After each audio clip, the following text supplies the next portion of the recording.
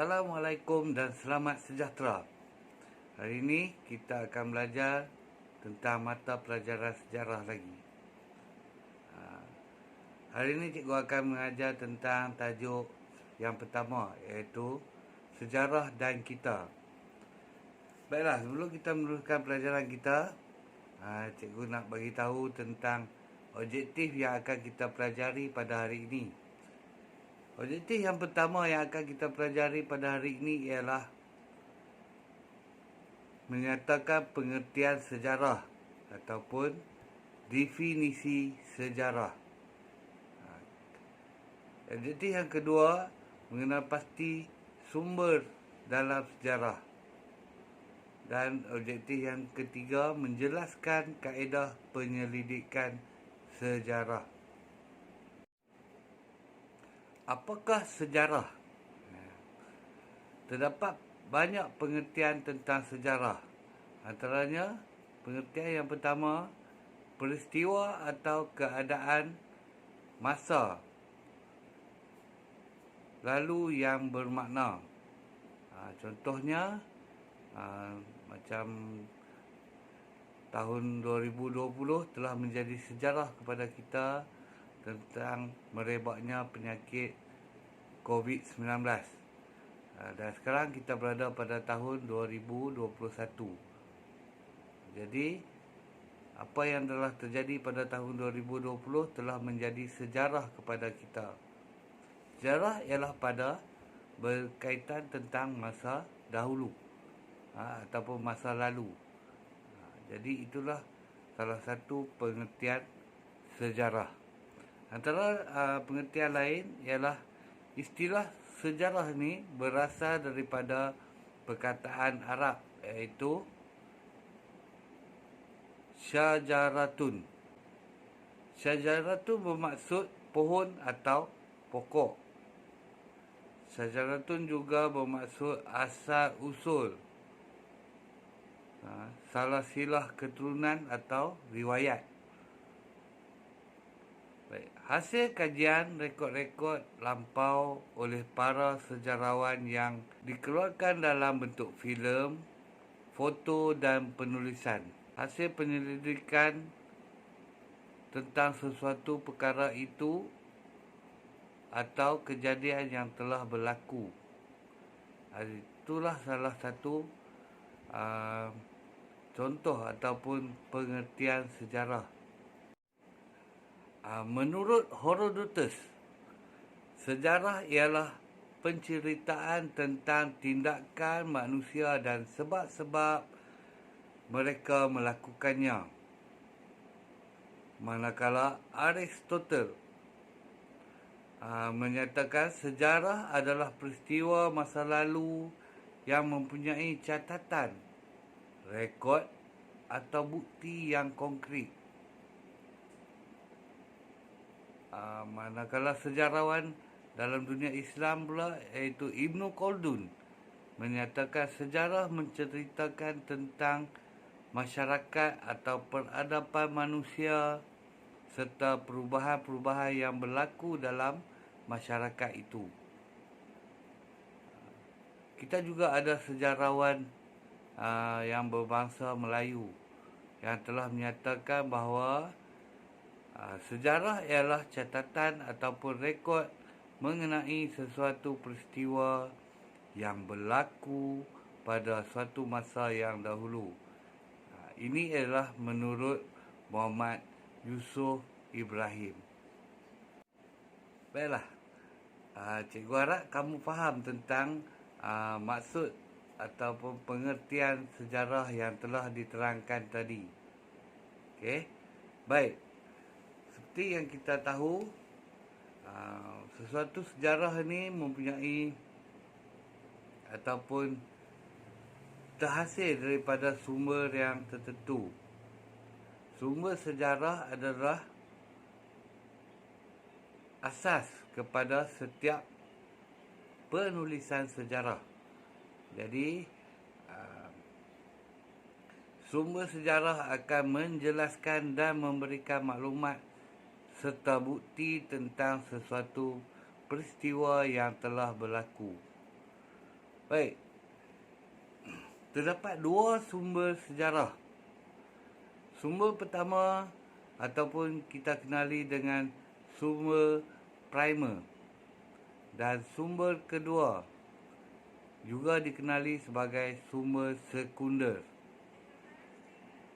Baiklah, cikgu akan terangkan tentang sumber pertama ataupun sumber primer. Sumber ini ialah terdiri daripada bahan asli yang belum ditafsir, diolah atau dicetak. Contoh, fosil, artifak, manuskrip lama, batu bersurat ataupun diari. Okey, semua ini ialah hasil daripada kajian.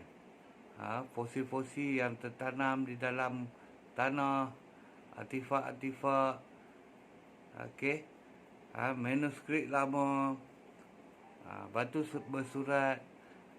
Di Malaysia, batu bersurat yang terkenal ataupun yang pertama yang dijumpai ialah di Terengganu.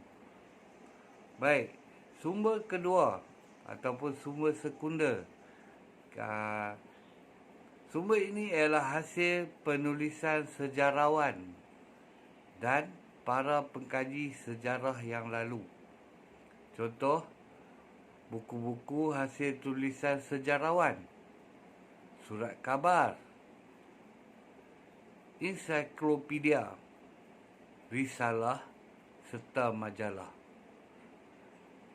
Ini akan dapat membantu kita untuk mengetahui ataupun mendapatkan maklumat tentang sejarah sesuatu perkara yang pernah berlaku pada masa dahulu. Baiklah, bagi objektif yang ketiga, iaitu kaedah pencarian maklumat sejarah. Ada beberapa kaedah yang sering digunakan oleh para pengkaji atau penyelidik sejarah. Antaranya, kaedah lisan. Bagaimanakah menggunakan cara kaedah lisan ini? Terdapat 3 kaedah, iaitu pertama, menggunakan sumber orang. Yang kedua, maklumat diperolehi secara terus. Dan yang ketiga, maklumat dipilih, ditafsir dan dibandingkan fakta. Baik, cara kaedah menggunakan sumber orang. Menemu bual orang, perseorangan ataupun berkumpulan. Manakala maklumat diperolehi secara terus ialah maklumat daripada ucapan tokoh pada sesuatu masa yang dicatatkan. Okey, seterusnya maklumat dipilih, ditafsir dan dibandingkan fakta, iaitu maklumat daripada ucapan, cerita atau perbualan yang telah ditulis ataupun disoal secara lisan. Okey, seterusnya kaedah yang kedua, iaitu kaedah bertulis.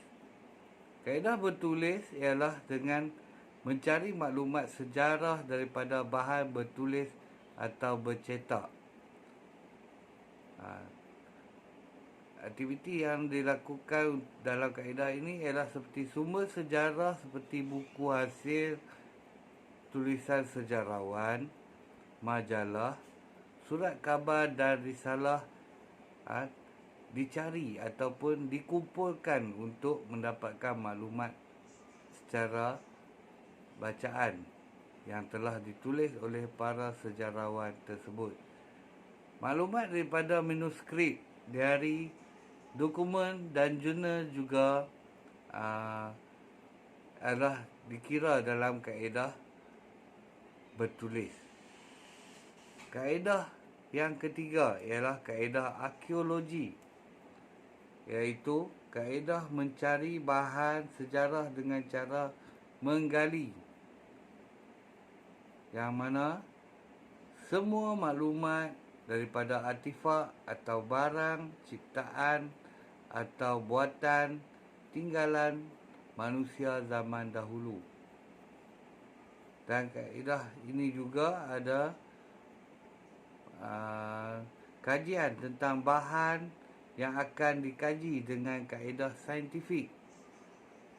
Bila mendapat bahan-bahan fosil, kita akan mengkaji dengan cara menggunakan kaedah saintifik. Dengan ini, maklumat daripada fosil iaitu tinggalan haiwan atau tumbuhan zaman dahulu dapat kita ketahui berapa lama dah haiwan tersebut telah mati, ataupun fosil-fosil tumbuhan itu tertanam di dalam tanah yang di kawasan yang kita jumpai. Sebagai contoh, di kawasan Candi, di kawasan Candi Merbuk, Kedah, banyak tempat-tempat yang telah digunakan ataupun diambil untuk kajian bahan-bahan fosil sejarah. Cikgu harap kamu akan dapat memahami apa yang telah cikgu ajari pada hari ini. Baiklah, sebagai tugasan untuk kamu pada hari ini, cikgu harap kamu dapat menyalin ataupun membina peta minda kamu sendiri tentang pengertian sejarah, mengenal pasti sumber sejarah dan juga cara ataupun kaedah penyelidikan sejarah.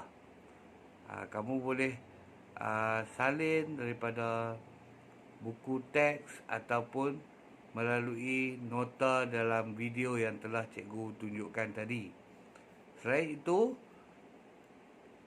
cikgu harap kamu dapat membuka link yang cikgu berikan supaya kamu dapat menjawab beberapa soalan yang telah disediakan.